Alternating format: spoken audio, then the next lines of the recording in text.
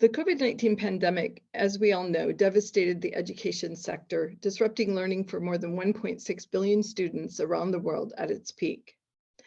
Prior to the pandemic, there was an eye-popping 148 billion annual financing gap in low and lower middle income countries to achieve Sustainable Development Goal 4, which aims to ensure inclusive and equitable quality education and promote lifelong learning opportunities for all from now until 2030.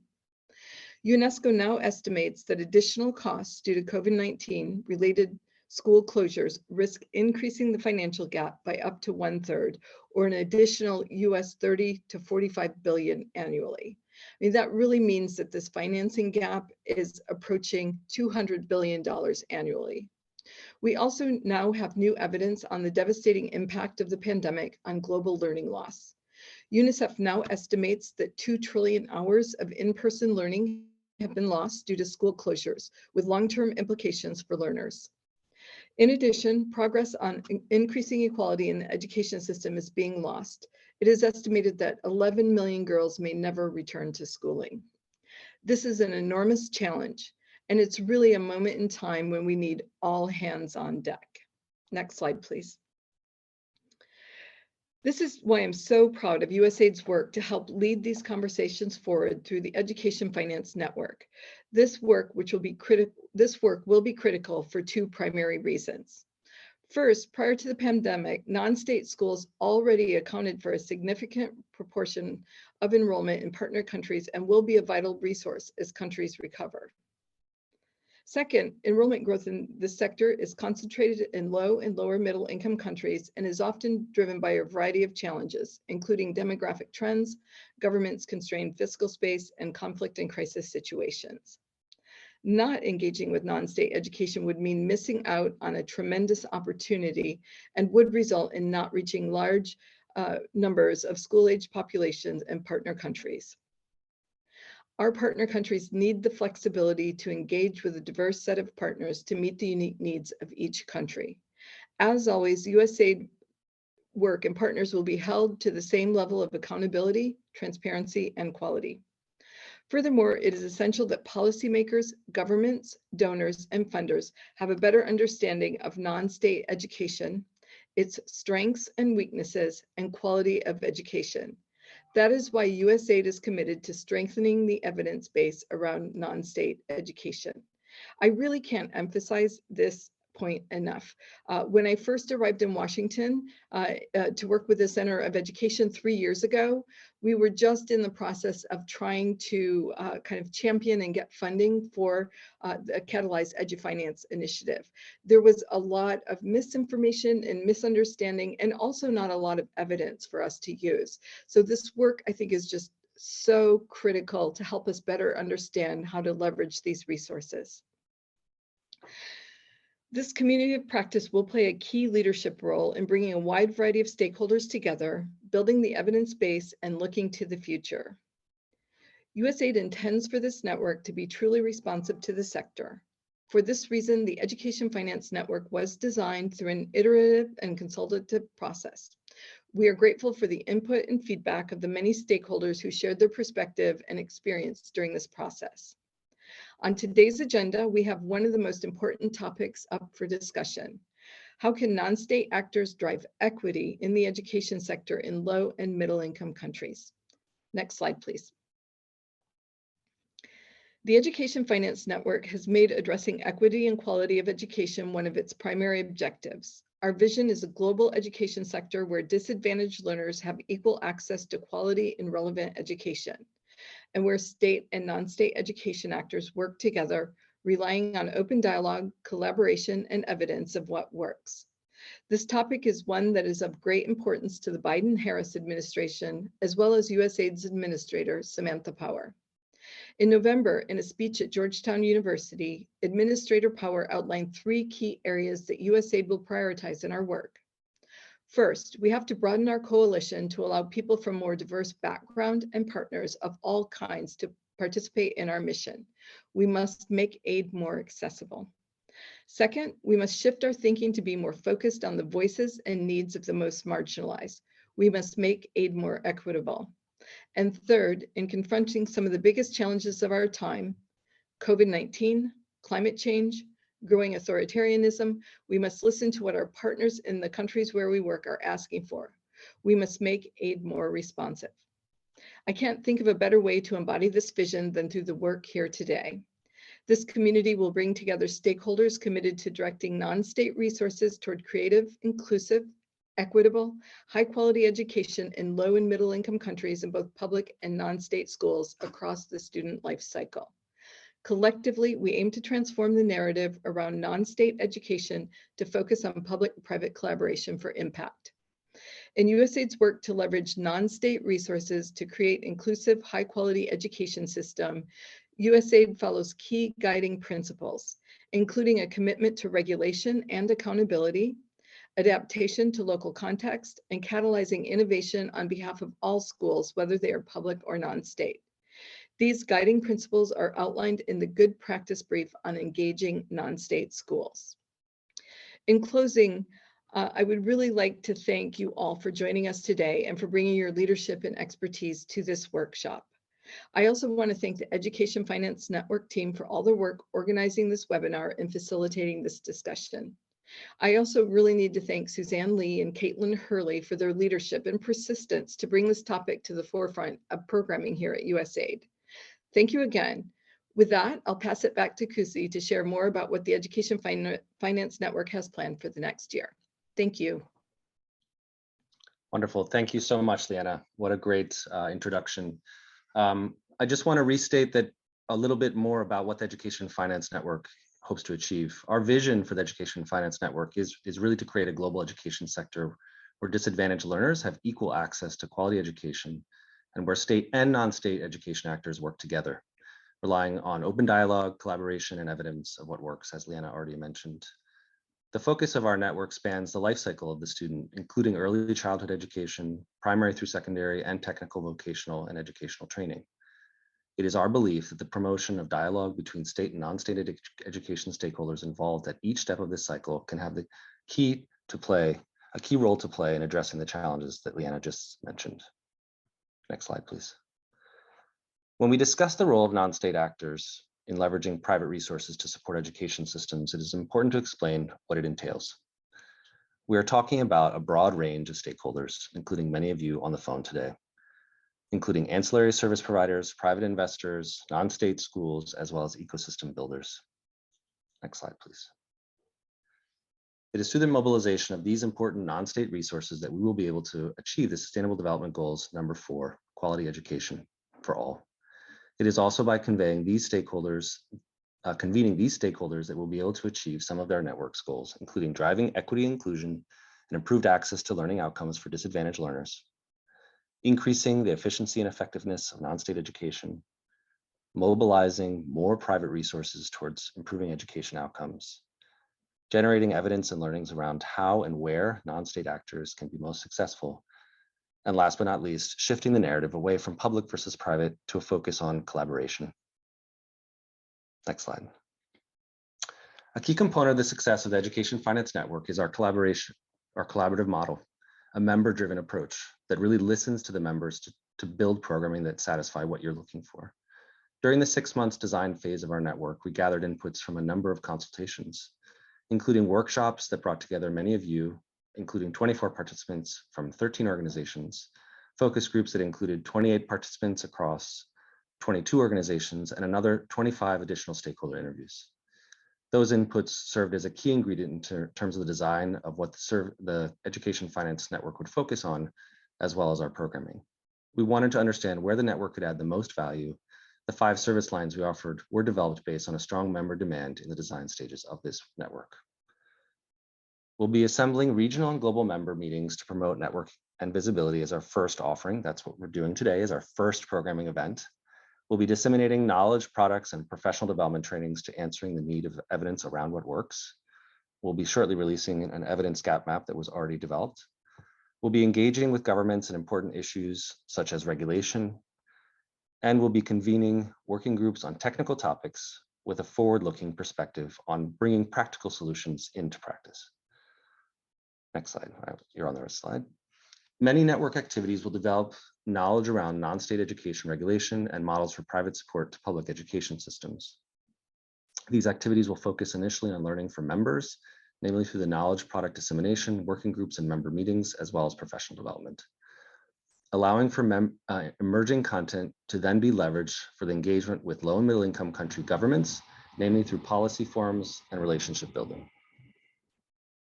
Before I pass the mic back to the panel and to Caitlin, who's going to be moderating the session, we'd like to take a moment to hear your thoughts, since we have, I see now 129 participants on the line. On the screen, you will see a QR code on the right-hand side, which you can scan with a mobile device. Or alternatively, you can go to www.menti.com, that's MENTI.com, and insert the code 65475514. It's the code on your screen. We'll make just a moment for you all to log in to make sure everyone has managed to have access to the link. If not, you can leave a question in the chat and our team will help you to be able to get access. I'll just wait one moment. Our first question on the Menti, as you can see on the screen already, is what is your current view of the non-state education sector? Pick one option. Is it mostly positive, e.g. non-state support is essential to achieving SDG 4? Is it mixed, that non-state models have some potential but bring significant challenges as well? Or is it mostly negative? Non-state actors should not be a significant part of education system. I see we already have 20 responses, and I'll wait for more to come in. I'm already seeing a trend. We see the middle category, mixed, e.g. that non-state models have some potential, but also are bringing some challenges. And we're also seeing some responses around mostly positive. Very interesting. It seems that we have on the line mostly people who believe in the role of the non-state actors to support education quality and equity. But I'll wait a minute more to see if we get some additional responses. I see a question about the Menti code. The Menti code again is 65475514, and it's also on the top of the screen.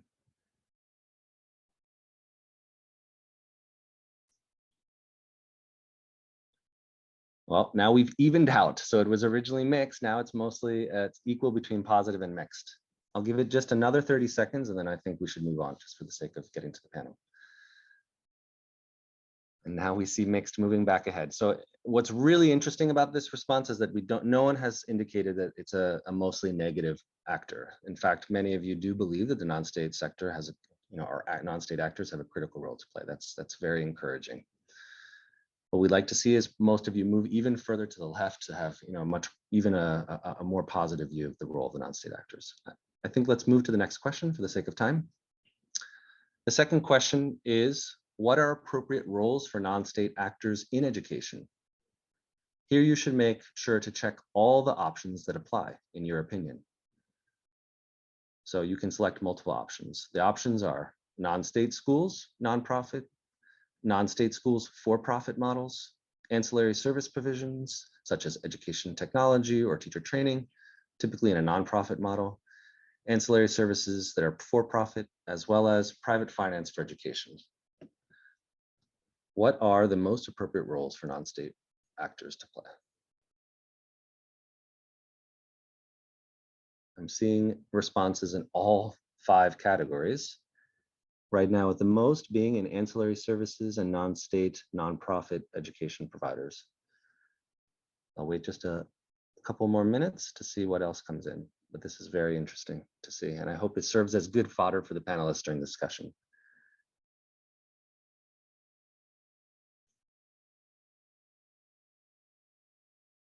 So a pretty even distribution is what I'm seeing, with the most again being the non-state schools, nonprofit, and the ancillary service provision, but both with the largest share or largest number of people who agree. But we're also seeing large number of responses in both private finance for education and not too far behind ancillary services for profit, and not too far behind that in non-state for profit.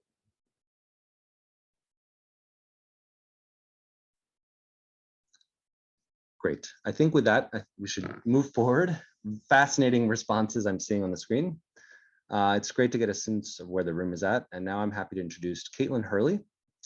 Caitlin is the Senior Education Finance Advisor and will be moderating today's discussion. Back over to you, Caitlin. Thank you, Kusi, and hello, everyone. I'm absolutely delighted to help kick off the Education Finance Network and introduce our panel on how non-state actors can drive equity in education in low and middle income countries. And I'm really excited to introduce our panelists today and want to thank them all right at the outset for their contributions today and to the Education Finance Network. So without further ado, I will introduce Shem Bodo, who is the Senior Programs Officer at IDEA and a member of the Education Finance Network. Shem has over 15 years of experience in policy development support, education sector analysis, and capacity development of national education management information systems. He is also IDEA's focal point to the African Union to the implementation of the Continental Education Strategy 2016 through 2025. So welcome, Shem, and thank you for joining us today. We are also joined by Elizabeth Tanya Masiwa, a social entrepreneur and smart tech executive. She is the executive director of the Higher Life Foundation, which is a social impact organization and member of the network that invests in human capital development to build thriving individuals, communities, and sustainable livelihoods. Welcome, Tanya. And finally, we're joined by Nirav Kambati, a partner at Kaizenvest and a leading education-focused investment firm. Kaizenvest is a member of the Education Finance Network and also a Catalyze partner. And Kaizenvest focuses on technological, pedagogical, and learning engagement innovations that drive greater equity and access to education in South and Southeast Asia and in Sub-Saharan Africa. So welcome to you all. Thank you so much for joining us.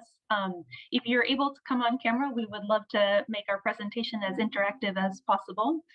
To our members of the audience, we encourage your questions throughout the presentation and throughout the panel. So please feel free to chat your questions into the Q&A box that you see at the bottom of your screen. It's the one with 2 chat bubbles. We have time at the end of this panel to answer some of your questions. So we will be coming back to those. Our team will be gathering them, and we will be coming back to your questions. We would love to hear from you. So to get started, to kick it right off, we will ask the same question of all 3 of our panelists. And we'll start with you, Nirav. We have audience members joining us from all over the world, and we would love it if you could share a little bit more about the work of Kaizenvest and perhaps share some examples where you've seen non-state engagement in education increase and strengthen equity for learners. Thank you, Caitlin. Thanks for having me here, and hello, everyone. Very excited about launch of the Edu Finance Network. The work that we do, Caitlin, in terms of the division of non-state engagement, we classify that in 3 buckets. There's one bucket that's entirely focused on increasing equity and quality, and financial sustenance is not that much of a consideration. There's another bucket where perhaps the only consideration is financial sustenance or financial returns. And then there is a third bucket where equity and quality have to go hand in hand with accountability and financial sustenance. And that is the bucket that we at Kaizenvest focus the most on. That is the one that really excites us, because that also we believe is the most challenging problem to solve. There are a number of examples that come to mind. At Kaizenvest, we typically look at one education enterprise on an average every working day. But there are 2 areas which are today proving to be fertile grounds for innovations around equity in a financially self-sustainable manner. And these 2 areas are Edtech and Edu Finance. In the interest of time, I'll just focus on Edtech. I was recently, along with my colleague Sandeep, who's also on this call, at the outskirts of Delhi. And we were visiting an enterprise that offers Edtech courses to individuals in tier 2, tier 3, tier 4 locations of India at rates as low as $20. And I was offered this opportunity to participate in this one program where the course was on spoken English. And the faculty asked the students to type in which location they were logging in from. And it was just so amazing, the kind of locations that started coming in. I had not even heard about these locations, right? Technology today is really succeeding in breaking down many barriers in terms of time, in terms of distance, in terms of affordability. Now, of course, all that is possible in a country like India simply because of the kind of rate at which mobile bandwidth has now become available over the last 4 or 5 years. And we see that not many other developing countries are as fortunate. India has had this benefit of enormously low mobile bandwidth, and that has made streaming services very viable, which has led to a boom in edtech services. And now I think the next set of floodgates would open when we see affordable devices which have a decent battery life and a good screen resolution and screen width. And that would sort of bring in a very large number of new users into the phone. Back to you, Kitty. Thanks, Nirav. Yeah, so many possibilities for advancing equity under EdTech, and obviously a lot of interest from participants here today, and we've heard that throughout our consultations in designing the Education Finance Network too. So a lot of interesting work happening there. Tanya, we'll move to you now and ask the same question. Could you share a little bit about the work of the Higher Life Foundation? I know you've done some work in education technology too. And could you also share some examples where non-state engagement in education has strengthened equity for learners? Thank you.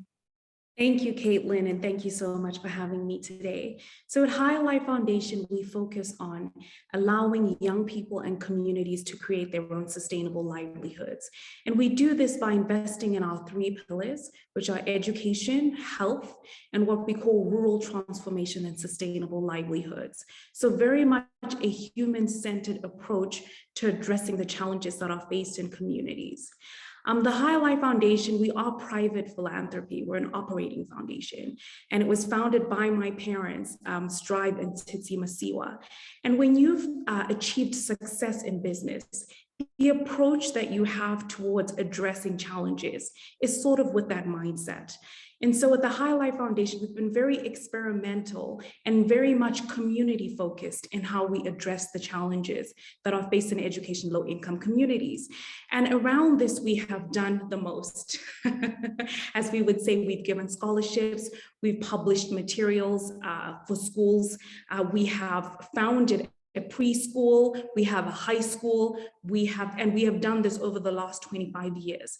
But most recently, we have made a stronger investment in using technology as a driver to address challenges in education. And one of the key focuses here is partnerships. Our parent company focuses on internet, and we have found that when you create sort of a symbiotic relationship between the skills that you find in corporate and between the on-the-ground presence that we have in communities through our foundation, you get a little bit closer to ensuring that these solutions are actually effective and impactful in communities.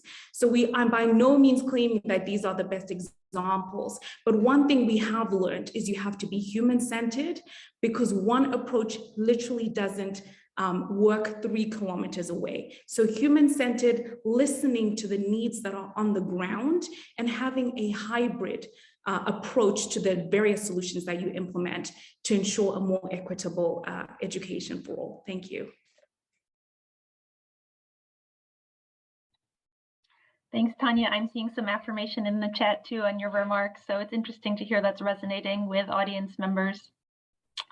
Shem, we'll turn to you now too, if you don't mind telling us a little bit about the work of ADEA and also sharing some additional examples from your own work on how non-state engagement in education can strengthen equity.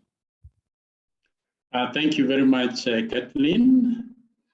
As a regional organization, ADEA has a strong voice on education in Africa.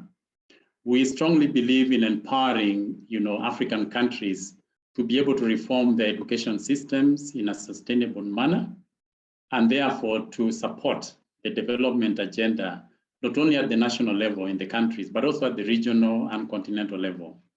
We believe in Africa having also a strong voice in the global education agenda, and therefore we use our convening power to bring policymakers, partners, and key education actors in high-level dialogues around key educational issues, And especially looking at issues, of course, for Africa, you're looking at issues of access, issues of quality, and also issues of equity. But at the same time, we do promote a community of practice for peer learning and knowledge exchange.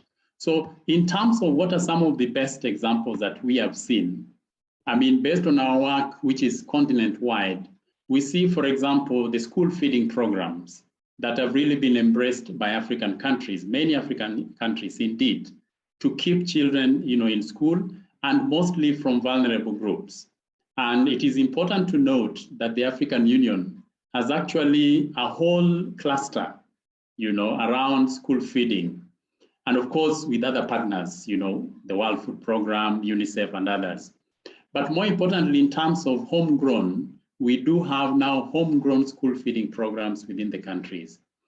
The other example we can talk about is those countries where you have non-government schools, not only providing education to the high-end students, but also reserving certain spaces for learners from vulnerable backgrounds with different fees regimes. An example is, of course, I remember Gateway High School because I spent some time in Zimbabwe and several other schools. In Kenya, for example, we do have private schools really that are highly located within the informal settlements.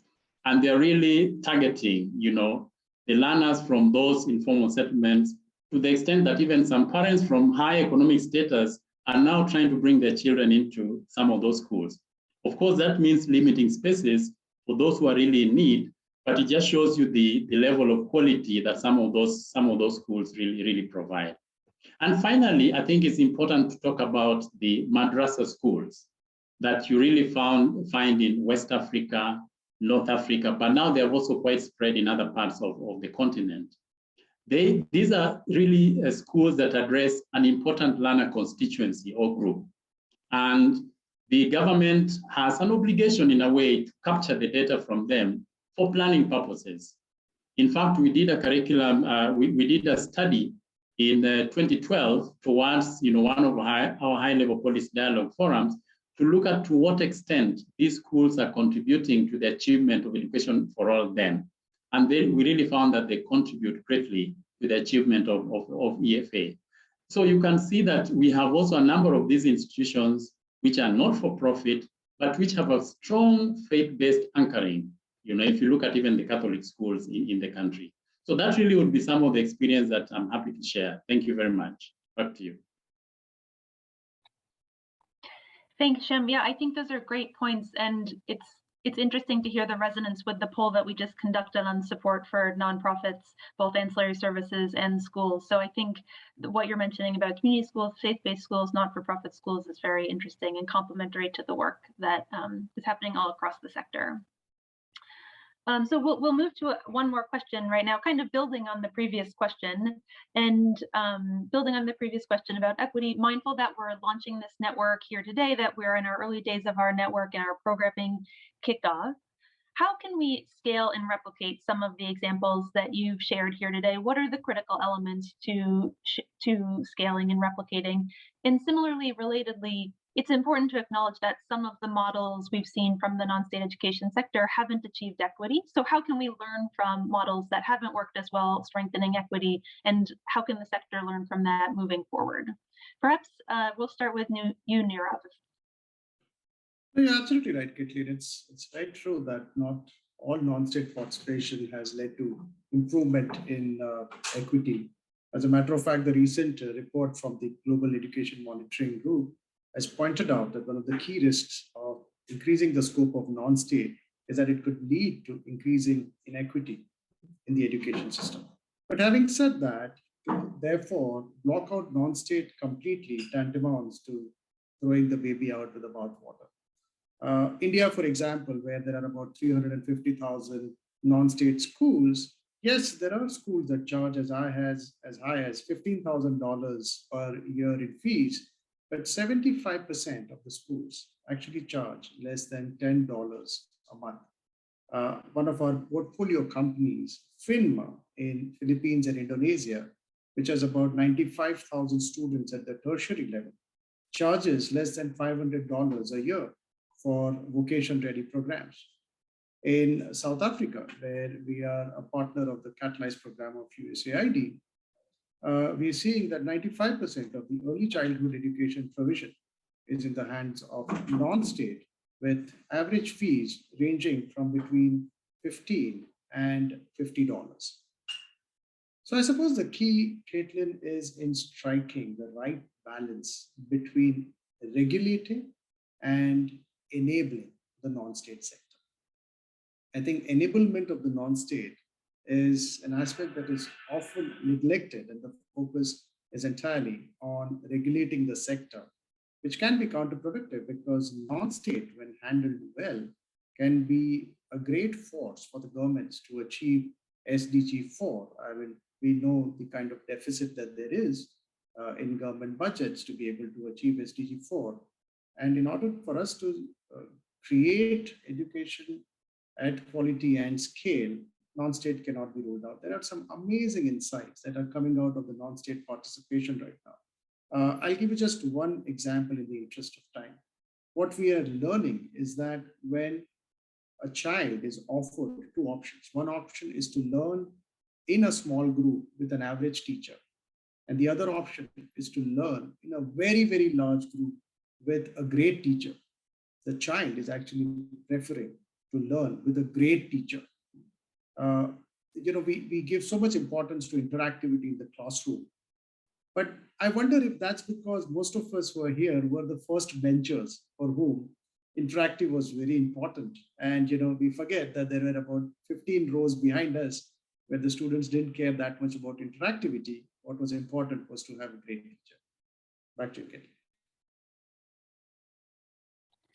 Thanks, Nirav. And maybe a follow-up question, because I think we're just a minute or two ahead of schedule, if that's okay, about what you think the most important pieces are on the enabling environment and kind of how to strike the right balance between regulation and enabling. Well, there are many, I would think, Caitlin. Today, the regulation is still primarily focused on inputs, whether you have a playground or not, how many teachers, or rather how many students for every teacher, or the kind of curriculum that is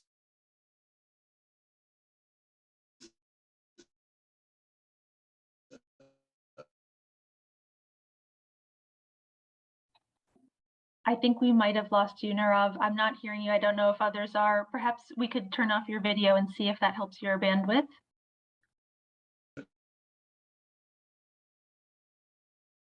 Can others hear me okay? Okay. Yes, we can hear you. Okay, thanks. Maybe we'll pause on, are you there, Nirav? No, please carry on. I'm sorry, I'm in really interior India, and the only way I could get stable internet was borrowing somebody's a room. So sorry about all the interruptions. But not to worry. Do you want to finish your thought? Well, I was just saying that even things like mobile payment and enabling mobile payments, if they were not in place, we would have not seen the growth of EdTech the way it is scaling up. Yeah, but back to you. Thanks. Yeah, certainly a point to follow up on. I think you make some really helpful points there, and maybe some work for the Education Finance Network going forward in terms of knowledge products and convenings that would be helpful to put more heads together on these topics. Tanya, we'll switch over to you about for the same question about how to scale and replicate successful models and learn from models that haven't been as successful. I think when it comes to learning from successful models, firstly, the NGO sector particularly, I think we need to continue on a trajectory of having a shift in mindset, really getting to share stories about what has been working, what hasn't, and being extremely data-driven in our approach. Education, one of the complex things is the time horizon. It takes so long to be able to measure whether or not you've achieved the outcomes that you desired through your interventions. The second thing is it shows the power of networks like this one, having the opportunity to sit around the table, especially with people from other developing countries and regions, sharing lessons. We're all at different stages of development. When we look at Africa, we are a young continent when you look at when we achieved independence, and we've got other developed developing countries and colleagues who have been at it for a much longer time. So the ability to have conversations and see the data of what worked and what didn't work in other areas, I think is critical. Another one that I think is important for us to scale is that we need parallel investment in other sectors. When you look at EdTech, through our platform Akello in Zimbabwe, we've been able to do incredible things and we're expanding to other markets. But one of the things that really slows you down is that we need investment in infrastructure. And also when we talk about children, good social services, we need more investment in the protection of children, but also looking at those feeding programs, etc. Some of them tend to then be deemed education, but if we see equal investment in some of these areas, it will actually catalyze our ability to deliver a better quality education in these low-income communities. And then the last one I'll mention is getting funding to local solutions and to the right people. I think that, different communities have completely different needs. And I think, as the previous speaker said, they have different focuses in curriculum. The government wants to achieve different things, in some of those areas. When we look at some of our programming outside of education, the same way that one disease affects one area, not the other, it's the same thing around education. We had one region in Zimbabwe that had a 0% pass rate at grade 7. Now, we couldn't replicate what was working in the regions that had high pass rates. So it's getting the funding to the people that are addressing it almost as a hotspot, as we would say.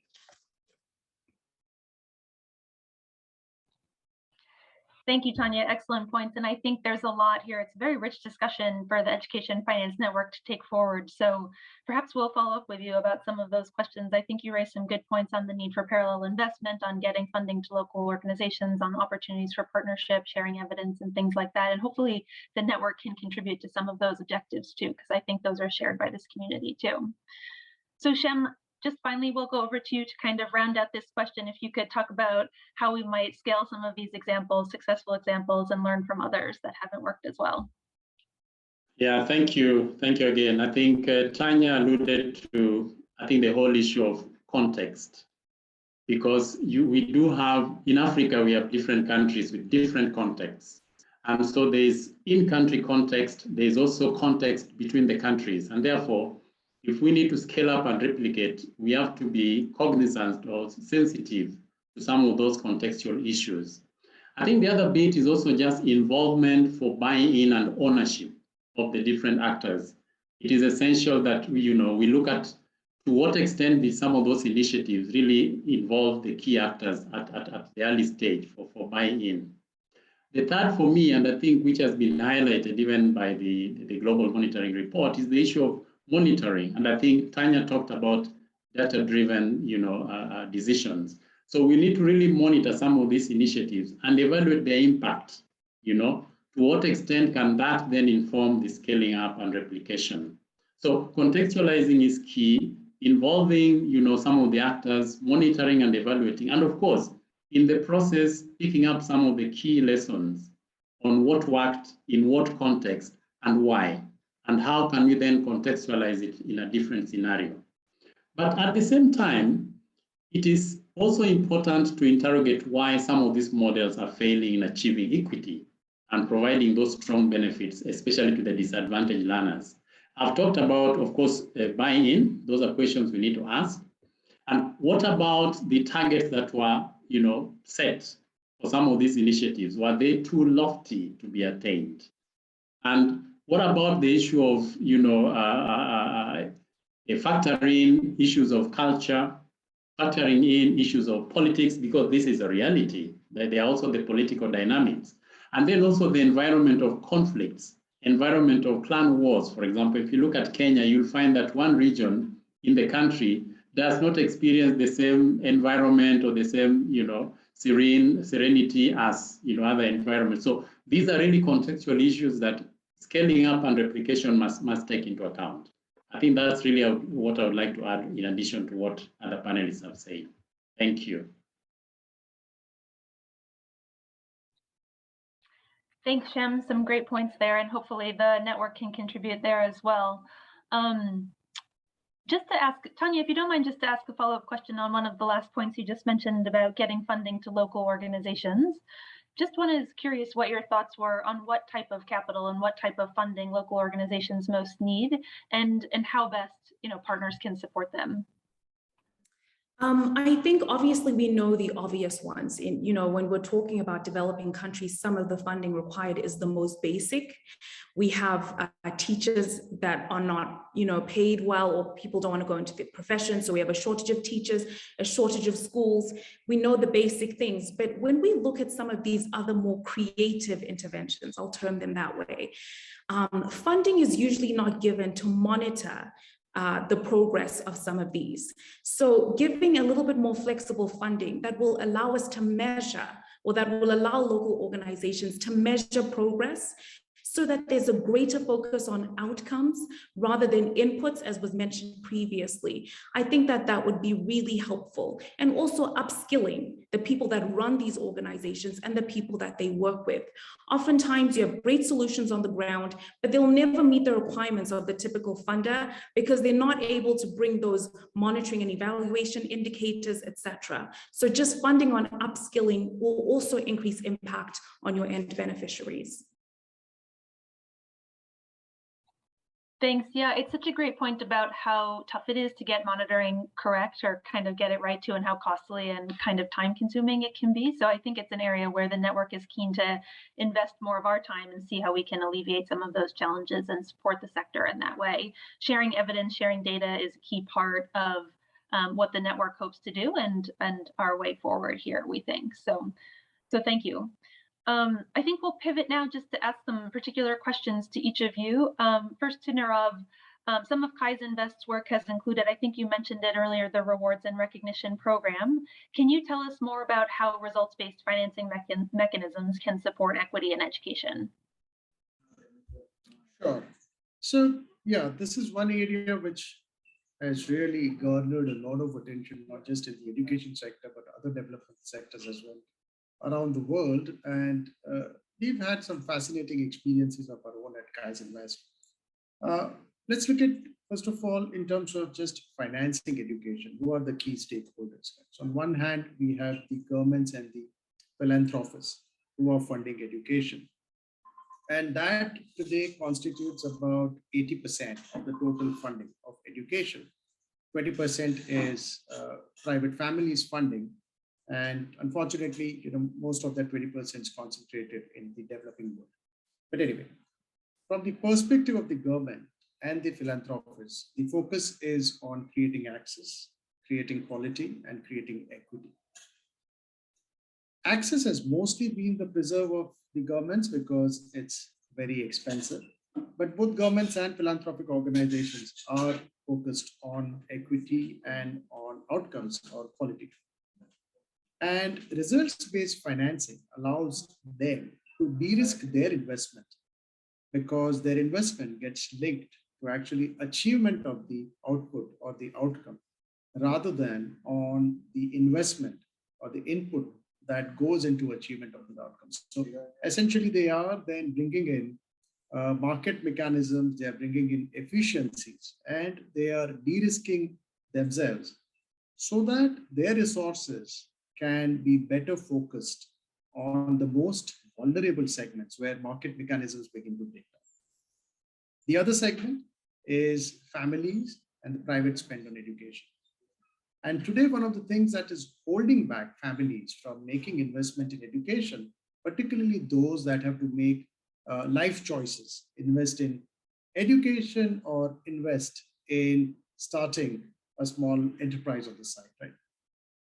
For them, the key risk is whether investment in education would have the right kind of, so to speak, IRR or return. Would it help them to uplift themselves and their families? And there, results-based financing mechanisms, such as, for example, the income share agreement, the kind of which we've seen with Chancellor International in Rwanda, or the kind of educate yourselves now, pay later kind of schemes that the digital skilling companies in South Asia are launching. And as part of these schemes, what happens is families are only shelling out fees once the employment begins. And therefore, there is a guaranteed return for families on the investment that they make.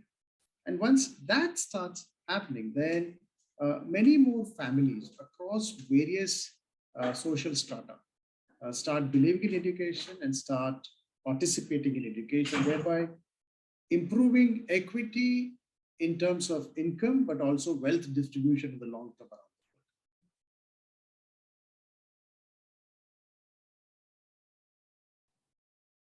Thanks, Nirav. Tanya, we'll turn to you. From your experience, particularly in EdTech, what is preventing effective regulation of non-state education? I think Nirav touched a little bit on this topic in some of his earlier comments, but how can regulation be done more effectively, and how can we ensure accountability in the education sector?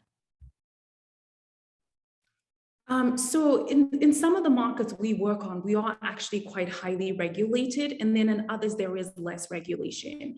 So I'll give an example. In our EdTech platform, we ensured that we had the endorsement of government before we went ahead and implemented it in schools. And we actually had to submit our lessons and our lesson plans for them to evaluate. There was a cost to it, but they wanted to make sure that the education, the content that was in there and the quality of education that was being delivered was up to their expectations.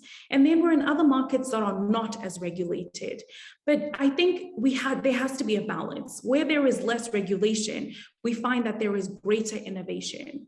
I'll give a slight example. When I founded the Simba preschool, the government sent a representative to measure the size of the walls and the floor and sort of give me a maximum number of students that could fit in the classroom in an area that had challenges around access. Now, so the regulation sometimes is there, but the enforcement is what is lacking. Governments don't have enough funding and personnel to make it happen. In terms of accountability, I think that has to start in private networks, creating better accountability amongst each other, and then that can then go off to the regulator. But I'm always mindful, and this might be the business hat, very mindful of regulating too early, especially when you're still being experimental on what works in the sector.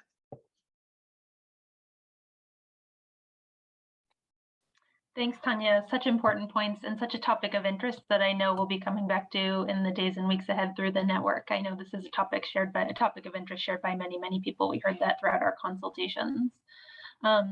And so finally, turning to Shem, in what ways can is non-state education complementing public education systems, sometimes even filling some gaps in provision? And how can we move towards more effective public and private collaboration? Yeah, thank you again, Kathleen. From our point of view as ADEA, we see non-state actors as being that important bridge, that is addressing the critical gaps in access, quality, and equity in education, and especially in hard-to-reach areas, in the vulnerable communities. And here we are also looking at even refugees and the internally displaced persons.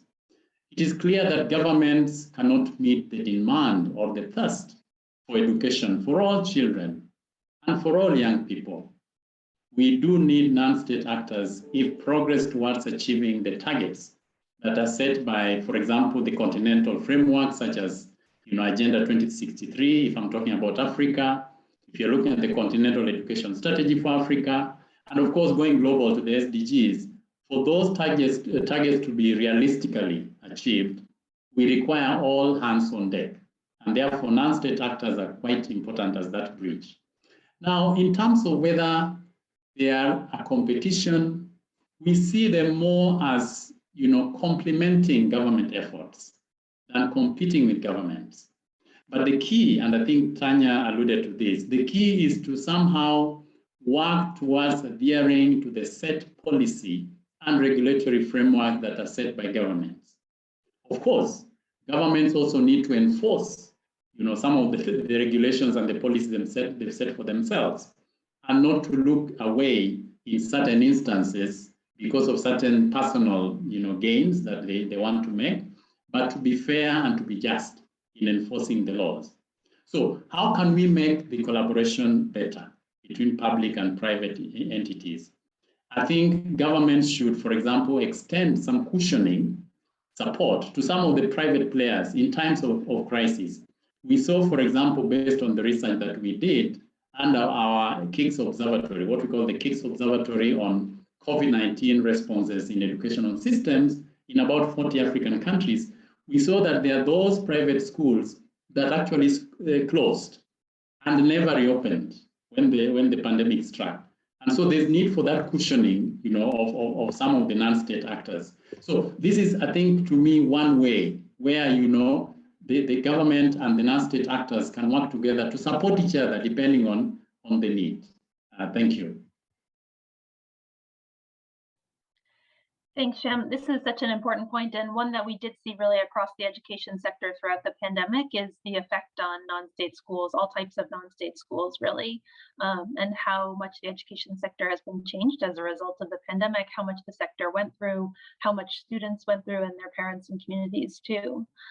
So with that in mind, that actually is that's a great segue into our last question before we take some questions from the audience, which is that the COVID pandemic has really changed the education sector quite significantly and affected non-state schools in some really dire ways in some circumstances. So looking forward, what do you see as the way forward, and what role do non-state schools specifically have in achieving SDG 4 and meeting the commitments of the 2030 agenda? Nirav, we'll start with you. Sure. Earlier, Liana mentioned about the vast deficit that the world is facing today in terms of being able to bring resources to bear. So whether we like it or not, we cannot wish away non-state education at each learning stage of a child. Non-state's absolutely critical. And in order to be able to get more resources into the sector, we'll have to have a flexible mindset in terms of for-profit, non-profit. At the same time, the non-state sector also perhaps needs to empathize with the constraints of the governments. We know recent examples where, one case of the investment not meeting the desired results, and the DFI was forced to relook at its strategy entirely for investing in education. So there is a lot of pressure on the governments too to make sure that non-state does not lead to increasing inequity, because any such one case, and it's going to entirely backfire on all their efforts to bring in more non-state participation. So it's also incumbent upon the non-state sector to work proactively with the government and help the governments in weeding out the so-called rotten apples, so that the engagement between the state and the non-state can be that much more productive. But if that happens, if the two entities are able to find a way to work together in a manner like Shem mentioned is complementary, supplementary, then there is no reason to believe that we can leapfrog global achievement around SDG 4. Thanks, Nirav. Same question to you, Tanya. What do you see as the landscape now, and what's the way forward to achieving SDG 4, particularly as it relates to non-state schools? I think you made a great point about how school lockdowns really changed our perspective. For the first time, we had to implement solutions that didn't involve brick and mortar. But most importantly, it really amplified just how unequal education is around the world. We get to see things at a higher level, but also, at a micro level. When with our high school and our preschool, it was obvious to us that parents should be engaged in their children's learning during lockdown. But if you have an uneducated parent or a parent who can't read, how are you going to be able to achieve the same level of intervention, even if the tools that are available to a wealthier student are available to a poorer student?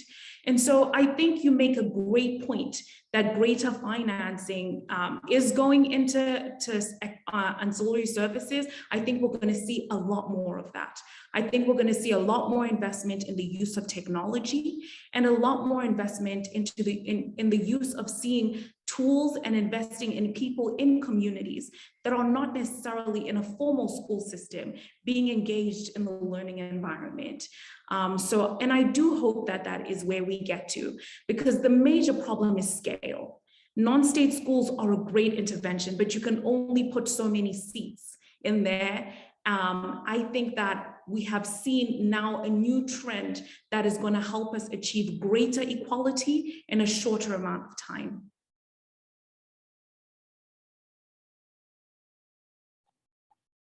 Thanks, Tanya. I couldn't agree more, and that's so well said. And I think one of our hopes is that by bringing together so many different stakeholders from so many different parts of the education sector, philanthropists, practitioners, educators, schools and students, investors, and NGOs and others will be able to kind of address some of those things and have a meeting of the minds and have kind of a joint effort going forward on some of the issues that you just mentioned.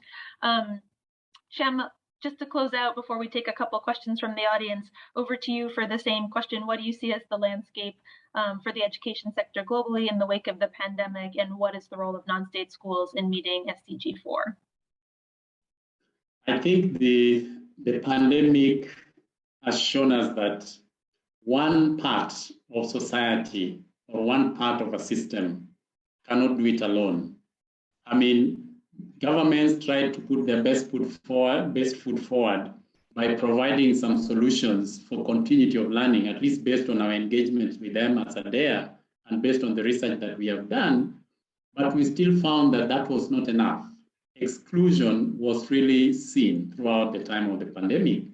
And so now, as we rebuild a better education system, we need to think beyond the walls, the physical walls of the classroom. And I think learning, just as Tanya and you have mentioned, learning is going to go beyond the school, the physical school confine. We see digitalization, for example, Edtech taking a central role in the rebuilding process. And therefore, and this is a resource-hungry process, and government alone cannot do it. I mean, leave alone putting the infrastructure.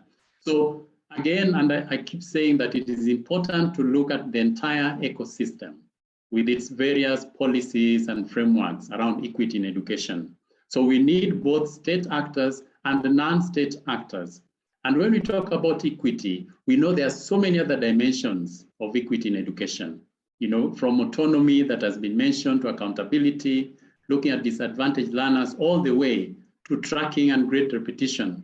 To embrace the entire ecosystem on equity, we need all hands on deck, as I said before. So as we reimagine rebuilding the education system now, all the actors need to come together, you know, work together so that we can go far, as the African saying says. Thank you very much.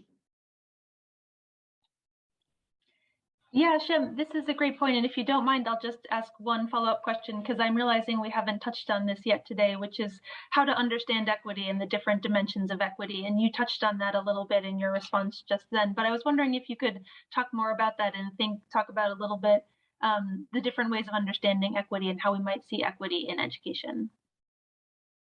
Well, I mean, as I said, you know, when you look at the literature that is available, you have probably over 10 dimensions of equity.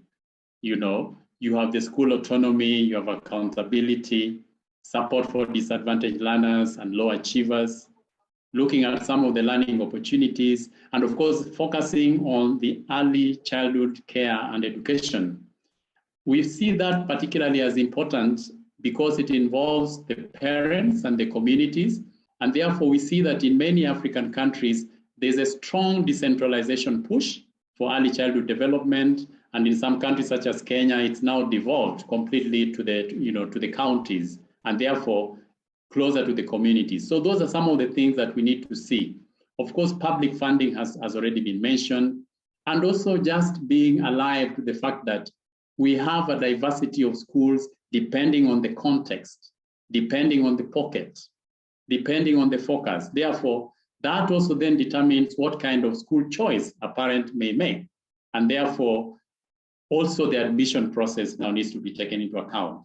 So we need to look at all this, you know, as a wholesome and not just one dimension, because sometimes maybe we are focusing on just one or two or three dimensions, but leaving these other dimensions. So if you are really truly to work towards realizing the blueprints at the global and continental level, then we need to look at the holistic aspect of equity.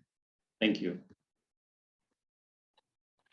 Thank you. And thank you for sharing that. I think it's really important. And in fact, maybe some work that the Education Finance Network team, Kusi and Inez and everybody could take forward through knowledge products and other convenings, because I think that this is a really interesting topic to continue thinking and working on, and will benefit really greatly from the folks who are convened here. Actually, I think there's a lot of contributors to this question on the line today. Thank you, Shem. So I see that we have one question in our Q&A that I'll just read out. And Nirav, I think this is directed towards you. But let me read it out for the audience. Sure. So Nirav mentioned it is important to strike the right balance between regulating and enabling the non-state school sector. I completely agree with this. Could you share any examples of where you have seen this working well, in which governments and the non-state school sector have worked together effectively rather than just imposing top-down regulations? Thanks for the question, Nadli. Actually, I must confess that I have seen far lesser number of examples of the two working together than I would have liked. But as I say, adversity brings together individuals. COVID actually, particularly what I saw in India, was quite catalytic in bringing the state and the non-state together. In several states, we had examples of non-state players coming together, helping the government create an accelerated curriculum, considering that most of the children had to stay at home and therefore didn't have access to the regular teaching facilities. Non-state players came together, created this curriculum, created content around the accelerated curriculum, and even advised the government on how to use the government broadcasting mechanisms, such as television and radio, to relay these programs to children in an effective manner. The state that comes to my mind, which is at the forefront of this, is Himachal Pradesh, and the entity that led the entire effort is the Michael and Susan Dent Foundation. So very impressive work done by them with very impressive results. But clearly there is a long way for the world to go in enabling state and non-state to cooperate. If I can also just pick up that question, because I think I had mentioned that we worked with them, not just on our edtech side, but also in the work that we do in our foundation. I think the key thing is we learned that we had to change our perspective on how we see the government and regulation in order to get things done on the ground.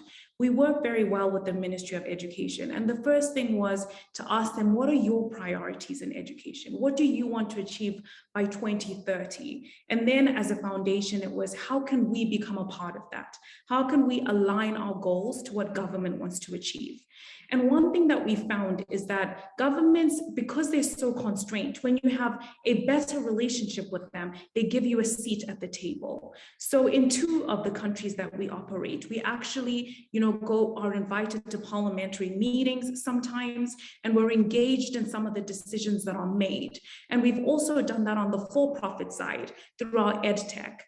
We did road shows where we went to each individual province, and we did this in Zimbabwe, in Lesotho, and we're in the process of doing it in Burundi, where we presented the platform to them and asked them for their feedback, asked them for their thoughts, and ensured that they also felt that they were a critical stakeholder in the way that we made decisions and did things. So I think that those are some of the things that we've seen. And sometimes when there is regulation that may affect us, they do give us a heads up. Where the challenge is that there are other ministries that we have to work with, such as social services, to also get things done. And we've found that they sometimes can be a little bit more difficult. Their regulation can be quite preventive sometimes. And so it's now working on how you navigate that and how you try or attempt to also have an open conversation from one regulator to another regulator. That's where it becomes a little bit more complex. But particularly in Zimbabwe, Burundi, we even hosted them for them to see how we did programs in other countries. That's how open they are, because they also want to achieve some of the same things that we want to achieve.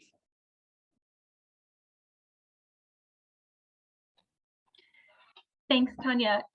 I'm just noting that kind of one of the recurring themes throughout the comments is about the importance of building long-term relationships between the private sector and private foundations and government, and the importance of really, building trust into those relationships and not making them kind of really overly focused on particular transactions. I was wondering if you agree with that assessment, and you mentioned a few things that seem key to building trust: the roadshows, the sharing of information, the kind of long-term collaboration and aligning around government priorities. If there's anything else you would add there, any advice you would give to other organizations who are seeking to build those long-term relationships? I completely agree with you. I think it's more difficult than we know. In some markets we're in, we found that our partnerships with somebody else are the ones that open the door to managing another stakeholder. So in some cases, we'll work with a World Vision, and then will be World Vision that has a good relationship, or a UNICEF, or on the corporate side, we have a relationship. Sometimes the influence or the way that you manage the stakeholder isn't directly, depending on the market that you are functioning in. Some regulators are more open than others. And so we found that where regulation is a little bit more difficult, sometimes you have to explore other pathways to get to that. And then at the same time, we also have to understand that some regulation is there for a reason. So it's how do we become flexible, adaptive, and innovative enough to respond to regulation? How often are we able to reorganize ourselves as a team, as a foundation, as a business to address some of the regulatory changes and challenges? And I think that that's one thing that our leadership have had to focus on. We've had regulation thrown at us. Sometimes you fight back, but other times you find ways in which you can be adaptive to make sure that you have the beneficiary in mind at the end and not the interests of your own goals and your own organization. Caitlin, if I may add, Yeah, please. Two lessons. One, building trust is a time-consuming process, and therefore one will have to be very, very patient. The other is, it may not be entirely efficient if a body is seen as a representative of the non-state. I think we need to position ourselves as the representative of the child or the student. And non-state is a mechanism to support that. But non-state is not an end in itself. The end that we're all collectively pursuing is how to impart quality education to every child. And making that very clear to the government on day one is very important. So sort of segmenting ourselves to say we'll only involve ourselves in non-state initiatives perhaps could be counterproductive. The idea is to be part of both state and non-state and come up with the most effective way, no matter where that way is found to achieve SDG 4. Yeah. Kathleen, can I add? Yes, please. I was going to turn to you next, Shem. Thank you. Thank you very much. Yes, I couldn't agree more with both Nirav and Tanya. Look, in such kind of engagements there are hardly rules that are written in books, because context, again, as I said, is so critical. So you may find that there are certain constituencies that are much easier to deal with, and there are certain others that are not easier to deal with. Our experience has shown that in most cases, you got to have that first move, for example, with governments, in a manner that doesn't put government in the defensive. And I think that is really borrowing from the example of Tanya and Nirav. So the government needs to see that you mean well when you're coming up with interventions, and proposals. Another thing we have found is that when you get into, meetings such as what we call the local education groups, which is really a mixture of, the different constituencies, you can find that they'll give you a good ear because they're looking at things in a more broader manner than in terms of, self-interest. The other constituency that I think sometimes get ignored are the parliamentarians. We have found in our experience that when you engage parliamentarians, not when the issue has been brought to the floor of parliament, but at the level where the subcommittees, for example, the subcommittee on education is engaging, then you find that the issue is most likely to be supported when it comes to the floor of parliament. So these are some of really the unique ways that you can really engage with government to have that unified goal. So I just wanted to add that. Thank you very much. Thanks, Shem. Thank you for adding that. I think that's such an important point and something I haven't thought too much about myself. So I think that's a really, really interesting avenue of further thought work. And it would be great to learn from Adea's expertise and experience doing that kind of thing. So thank you. Just one last question before we kind of move to our final poll. And that's about, I mean, one of the ways that I think the private sector really brings some of the creativity and the innovation that Tanya was mentioning in is around making our education systems very relevant and enabling pathways to employment for students and learners, and for students to be able to build their futures as they see fit. So what role do you think, I guess it's a question for all the panelists, just to get your ideas on, and I know, Nirav, maybe we'll start with you, because I think Kaizen Invest does quite a bit of work on the future of work and the importance of relevant education. But how do you see this coming into the equation? Is it one of the kind of key competencies of the private sector, one of the value adds, and what does it look like going forward? I absolutely think so. I do believe that it is the role of the non-state to continuously push the agenda and challenge the status quo. Yes, it is very true that we are still to even get to foundational, a very large number of our children. But, there is a fairly large number that has already reached there. And what next for them? I mean, we're not going to keep them static, right? So the growing importance, for example, of social emotional learning. And how do we include that in the mix and not remain entirely focused on only the academic aspects? So totally agree with you that it is an important job of the non-state sector to push the agenda, and not only push the agenda, but also to then come up with innovative solutions for the government to be able to reach the targets that the new agenda would have created.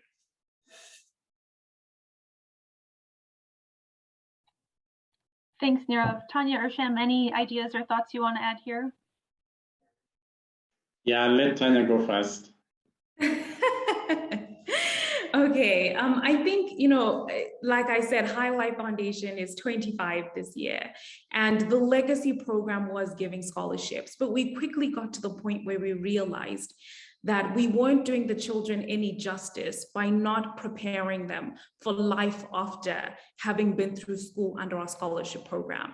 And it can be quite disheartening when you sponsor a child to go to school and afterwards they don't do anything. And so we really had to shift our focus in the way that we invested. And one of our most recent projects is really training students to create their own jobs. What we've done is we're training students in agriculture. We give them inputs, we take them through leadership and an added academic training, and then we invest in them and monitor them in creating their output. This last season, there was a BBC report that said that, and it was published by the World Food Programme, that 8 million Zimbabweans were going to go into starvation as a result of COVID and droughts. That is when we launched this program, investing in young people, investing in women. At the end of the season, the government also did the same climate smart agriculture program. We got inspiration from them. That statistic became almost a lie, right? Because of that intervention. And our foundation contributed to 4% of the output through that program. So we are seeing it's, we have programs to train in tech, but where you have power cuts and things like that, it becomes, your level of impact is very limited. We found that, yes, it's good to have those interventions, we have them, but being practical and encouraging young people to uptake some of these professions that they had now deemed ancient and making them a lot more appealing and being practical about them creating their own livelihoods after school is extremely critical. So we saw 4% last season. We're doubling it in the next season. And young people are a lot more resilient than we know. So we've taken a practical approach, really starting with our beneficiaries, and we've managed to scale it outwards.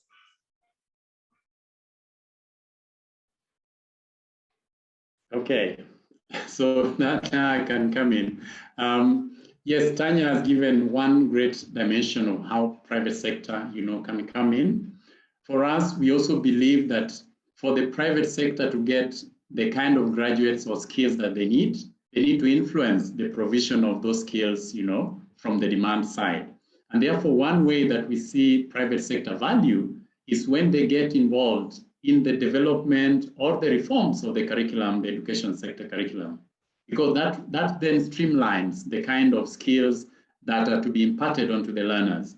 And then at the same time, we think that private sector can get more involved in the area of research, especially when you look at higher education, and especially so that it can shape the research to be addressing the needs of the communities, the needs of the society. So it is not abstract research, but research that is really action-oriented. So we find that, and we know that, investing in R&D is not cheap. And that's why we know many universities are struggling. So private sector can really come in to do that. Because this issue of mismatch between skills supplied and skills demanded, it has become such a perennial issue, especially in Africa. And we know that very soon Africa is the youngest already, but it will have perhaps, the most young, skillful people, in the world. And so we need to really prepare for that global, bus that is going to come. How can we prepare our youth, not only to address Africa's needs, but also to address the needs of the global market, because they're going to come to Africa as a market for skills. So we really need to get the private sector involved in the curriculum. Then, of course, programs that, as Tanya said, their own programs, on-the-job programs, so that they also take them through, the learning on the job. And not only on the learners, but also getting the teachers and the trainers to have some kind of programs at the private sector so that they can also have that practical experience, so that they move away from theory and actually also impart, practice. Because at the end of the day, technical and vocational skills development has become one of the major areas for Africa. And the African Union has identified it as a priority area. So what can private sector do? What can they contribute to this? Thank you. Thank you, Shem, and thank you all so much for your thoughts on that question. I think it's such an important one, and one that we hope to explore more. I'm mindful of the time, and I think I'm running a bit like 1 minute over actually, but I am going to ask you all one last final question. So just mindful that there are about 100 people on the line here today, stakeholders from across the world, across the education sector. What is your call to action? What is your ask of this network going forward? I'll ask you to keep it very brief, maybe 20 or 30 seconds or so, just to be mindful of the time, but any parting words and any parting calls to action? Nirav? Education is a science problem, an engineering problem, and an operations problem. And we need to contribute across all three if we really are serious about achieving the targets that we've set for ourselves. I would say be human-centered and people-focused. How can we give people and communities a greater voice? And then just ensuring that we put the funding where, Africa is going to be the largest population in the future, as the statistics show, making sure that funding goes to the issues that are going to affect the world in the next 2 decades. Yes, I would say that maybe it is high time we stopped preaching to the converted, because those who are passionate about education already know the role and value of education. It is high time we stepped out of that and engaged other sectors who also see the role of education from the same lens that we see the role of education. Thank you. Thank you all so much. You have been such fantastic panelists, and I have enjoyed so much listening and learning from you all. And I really just can't thank you enough for sharing your expertise and your experience with all of us.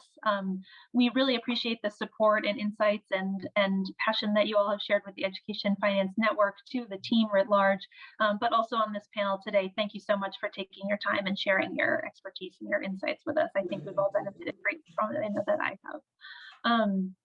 So I think that just before we do a final closeout of our panel discussion today, we're going to do 2 more polls just to better understand the preferences of our participants here today. So if you can open menti.com again and put in the code that you see on the screen, which is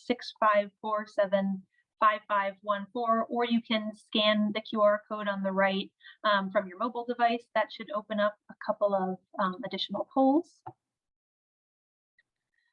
And I think the final question we would love to hear from our audience about is, what are the main challenges to non-state education being mainstreamed? And you can check as many as you think apply. So feel free to check as many boxes as you think are challenging. That might include engagement with local government, ministries of education, ensuring non-state education is affordable, accessible.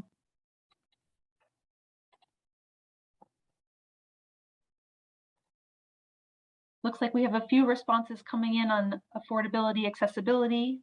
That seems like it's the leading topic right now. That might be a challenge. I see also it's pretty evenly dispersed at the moment among all of the different options here. And I guess that's partly because we can check all that apply. But I do see affordability, accessibility as the leading topic right now. Give folks a couple more minutes just to add any final votes here.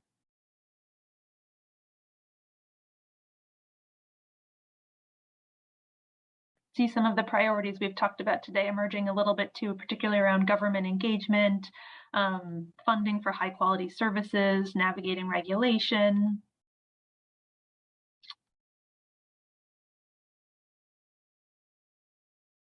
But certainly affordability, accessibility to low income students, I think so far is the highest.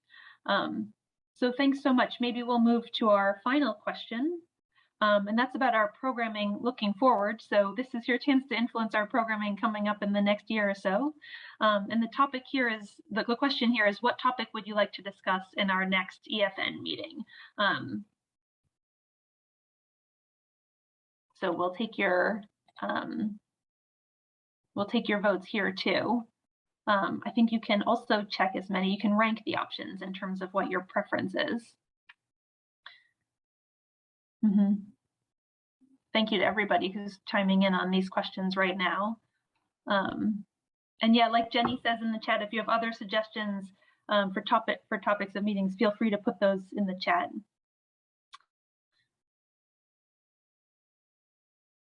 Actually shifting around a little bit, how interesting. It's kind of a competition between the impact of COVID-19 and results-based financing and education as the two kind of leading topics of interest. And then tied for third, we have public-private structures and early childhood development. So yeah, we welcome additional thoughts on this. And like Leanna said at the top of our discussion, we do want to make this community and this network really responsive to the needs of the members. So yeah, please continue to stay in touch with us, continue to vote in this poll, but also don't hesitate to reach out if you have further thoughts or want to talk about this question with the team at all. So yeah, thank you. I just want to kind of close out here and pass the floor to Amanda Fernandez, who will give some closing remarks. But just before I do that, I want to give one final thank you to Shem, Nirav, and Tanya for their contributions, both to the Education Finance Network and to the panel today. We really appreciate all your support and your remarks, and we can't thank you enough. So with that, I will give this over to Amanda. Hi, everybody. Can you hear me okay? Yes, we can. I can. Thank you. Well, thanks, everybody. I'm Amanda Fernandez. I'm the Chief of Party Executive Director of Catalyze, and I want to thank each and every one of you for your participation today in this kickoff event. I'd really like to acknowledge the work of the entire EFN team in putting this great event together. I've learned a ton through participation, and as well as the continued through support and guidance that we have gotten from USAID along this education finance journey over the last couple of years. I also am here as a sad replacement for our fearless leader in education finance on behalf of Catalyze, Dr. Michael Tettleman, who leads this work very well and unfortunately couldn't be here today, but I'll do my best to fill in for him. Just to tell you a little bit about Catalyze, Catalyze as a program in general, in its simplest form, mobilizes various forms of private capital for development. And our vision is to foster economic growth in underserved sectors and frontier markets by leveraging capital in a number of sustainable ways. And part of that is building strategic partnerships between private sector actors, and governments.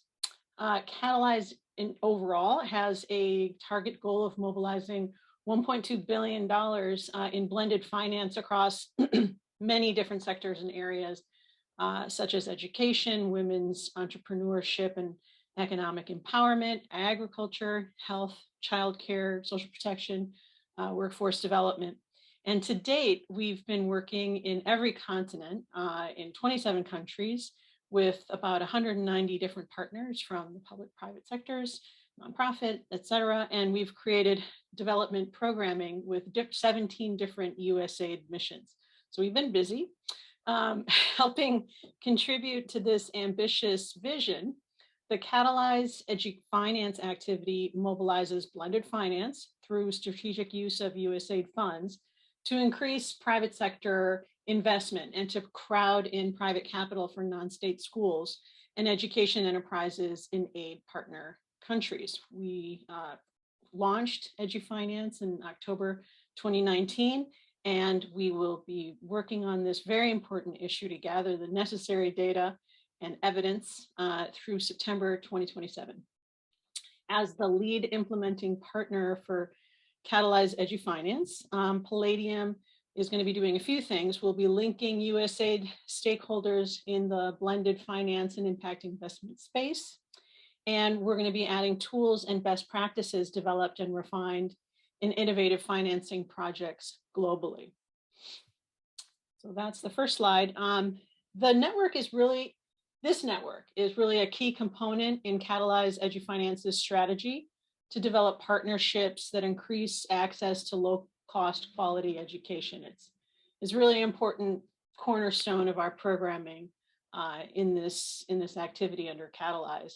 And the vision for this community really encompasses a global education sector where disadvantaged learners have equitable and equal access to quality education, where actors can improve the education enabling environment, and where private capital flows more easily into the education broader ecosystem.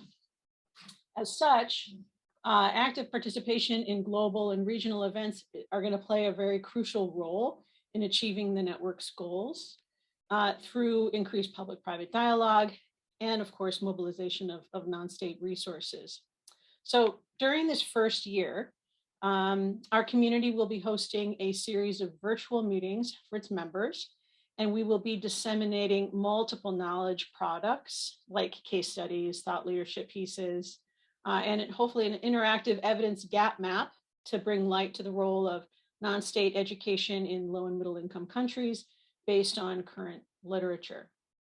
So as you consider the value of joining the network, and we definitely encourage everybody on this call to do so, keep in mind this simple rule in the finance world, which is where I come from and I spent a lot of my time in. Success breeds success, right? So when financial intermediaries and businesses witness their competitors making money by entering new sectors, they quickly adapt, they follow the money.